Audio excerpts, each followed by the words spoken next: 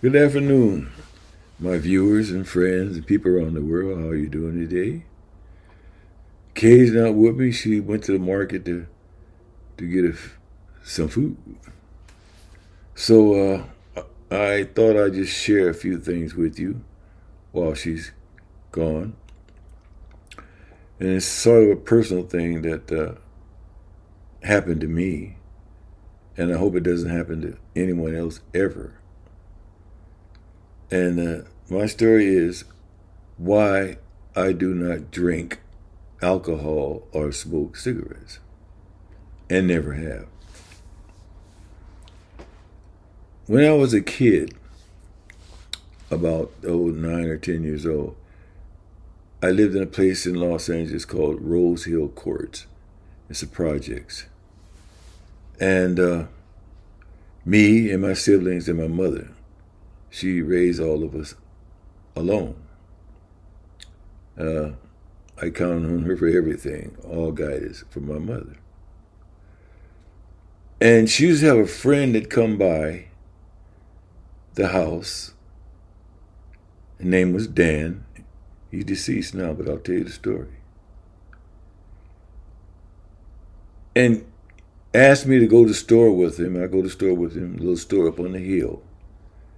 And he'd buy bottles of alcohol. I'll never forget it. It had a man driving a cart with grapes hanging out the back. It's called sherry wine. I carried the bag home, walking down the hill. He kicked me on my butt, told me to hurry up, hurry up. I'll never forget that. And we got to the house, go in, and him and my mother go straight to the kitchen, which was directly across from the living room. I could see straight to the kitchen, small apartment. So I'm looking at the Crusader Rabbit, some kind of cartoons, and he'll come rudely and cut it off and put on jazz music. I like it now, but I didn't like it then. And they start drinking. And I would say about maybe 15 to 20 minutes of consuming that alcohol, he started cursing at her. And then violence stepped in. He started hitting her. And my mother would scream and yell, leave me alone, you're hurting me, stop it, stop it. And that's my mother, I see that, I jump up, run toward him, kick him and bite him and leave my mama alone and box him. I get slung up against walls, I'll come back again at him. Until he stopped. He thought I was crazy. Your boy is crazy. But he was hitting my mother. He was beating my mother up. My mother. I had no father at the time. My father was, my mother was single at the time. And so finally, he didn't come by one side. I mean, this seemed like it went on forever. Forever and ever. Things seem like forever when you're a kid. And it seemed like it was forever. And finally, one Saturday, he never showed up. Never came by. And so I asked my mother, is Dan coming by? His name was Dan Wright. I'll never forget that. And she told me, no, he's not coming by. Because I'm sitting there every Saturday. Every Saturday I knew it was going to happen. I'm sitting there every Saturday, but this particular Saturday he did not come by. And I asked her, and she told me, no, he's not coming by. And I said, he's not? She said, no, he got killed. And I said, he got killed? And I was so relieved, happy. I hated this man with a passion for hitting my mother. I hated him. I had hatred in my heart then. I don't now, but then I did as a youngster.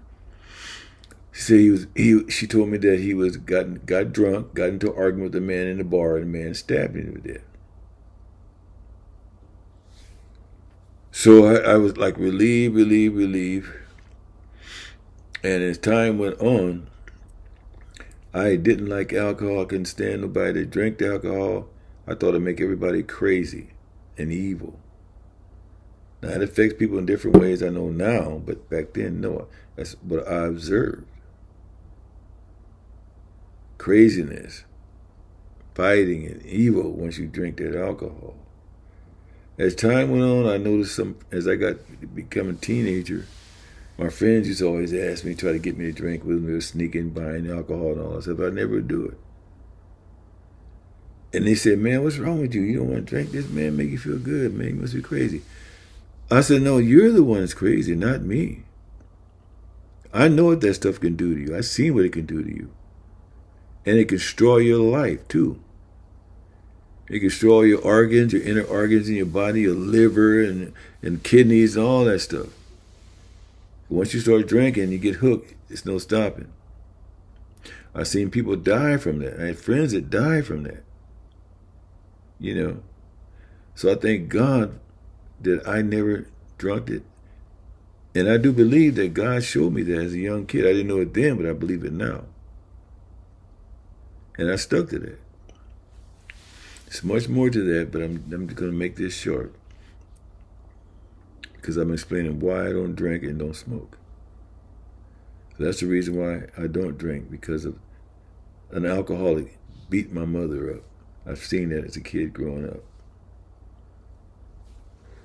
All right, why I don't smoke. My mother always told me when I was young, don't smoke cigarettes, it's not good for you and all of this. I was young then, too. But she smoked, and I watched her smoke. I didn't question her back then. I wouldn't dare to question my mother. She told me not to do it, and I didn't do it because she told me why. So as time went on, my kids in the neighborhood, I became a teenager, 13 or 14. They used to sneak cigarettes out of the house with their mother and all that stuff and try to think they were cool, smoking and all that kind of thing, you know. And they always offered it to me, and I said, no, I don't want that.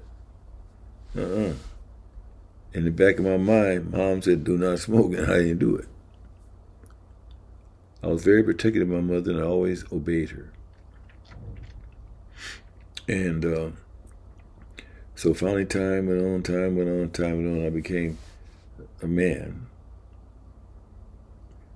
And over 20s. And she came to me, she had a pain in her chest.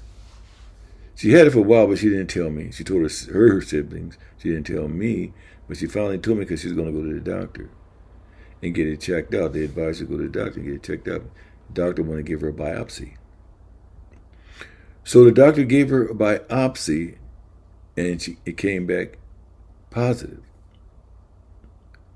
She told me she had cancer. And not only that, she told me she had the rapid spreading type of cancer, oak cell carcinoma. That's the name of it. Rapid spreading type. And it spread rapid through her body to the point where she was hospitalized for a while.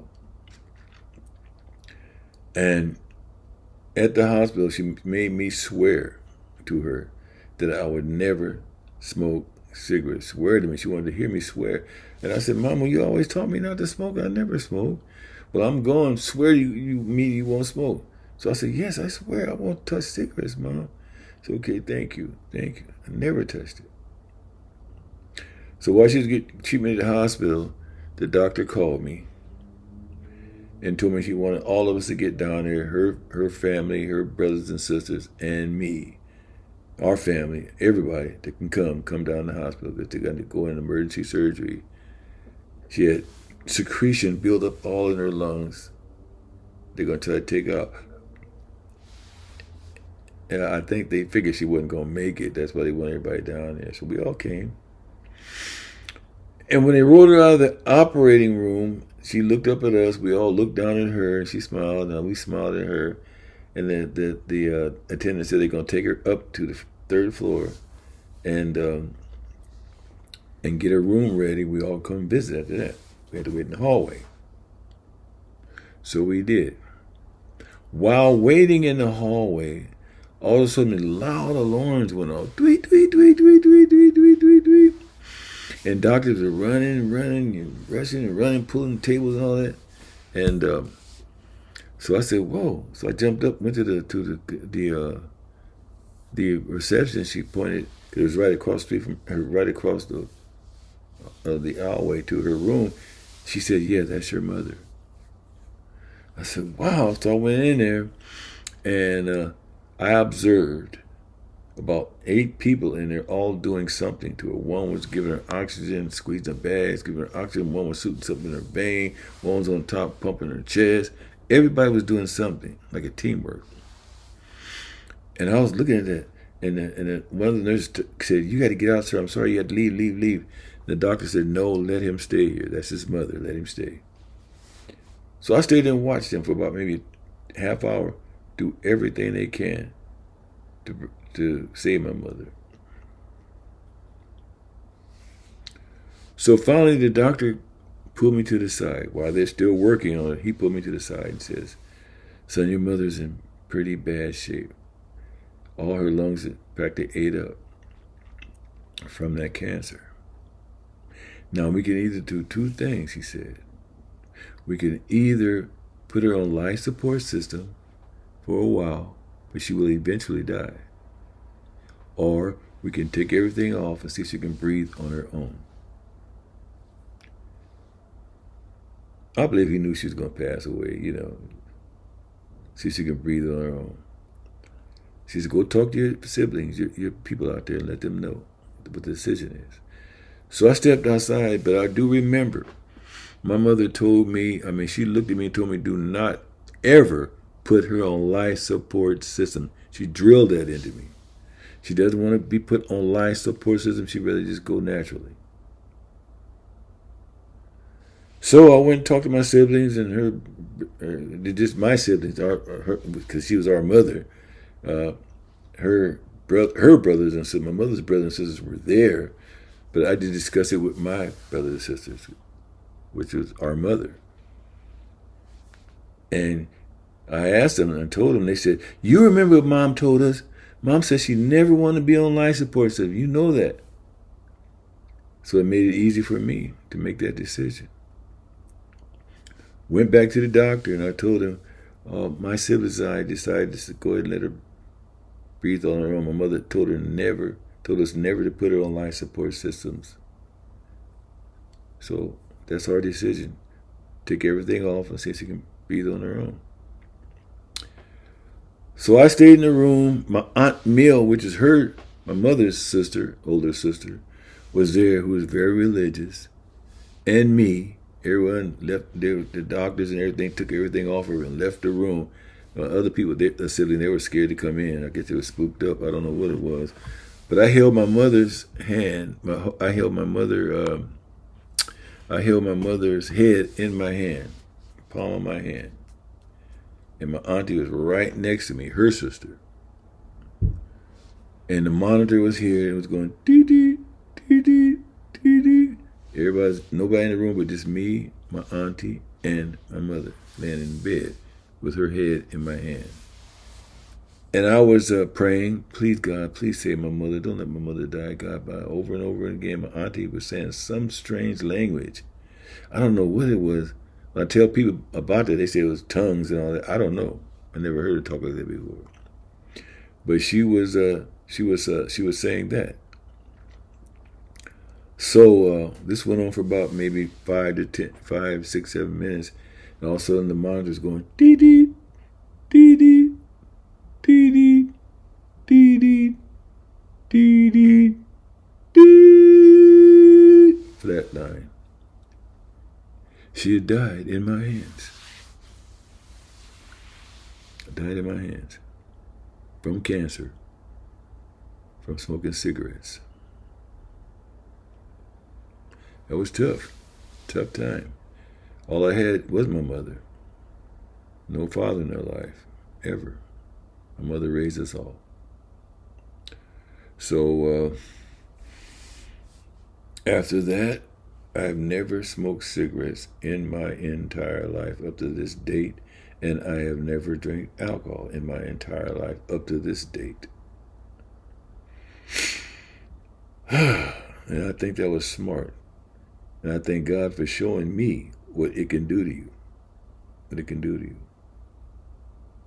So I hope that I can, by me sharing my story, that someone out there can listen and understand the dangers of alcohol, what it can, how it can destroy your body, and get hooked on it, start consuming it every day, every day, every day. And what cigarettes can do to your lungs. Nothing supposed to go in your lungs but oxygen. Oxygen.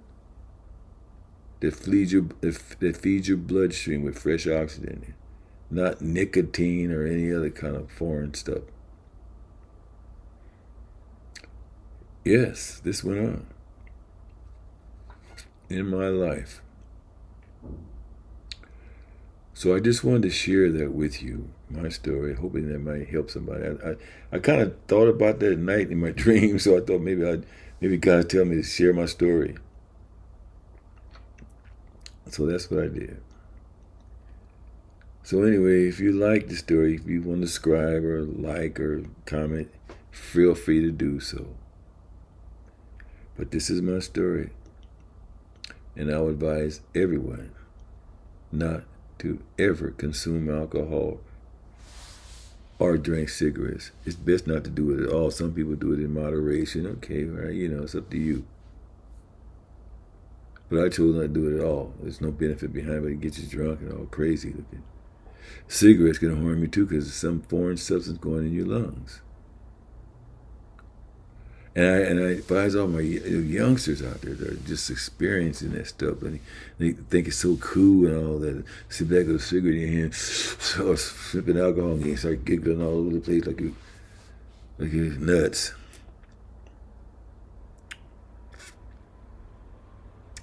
Don't do it, please. It's up to you whether you do it or not, but I advise you not to.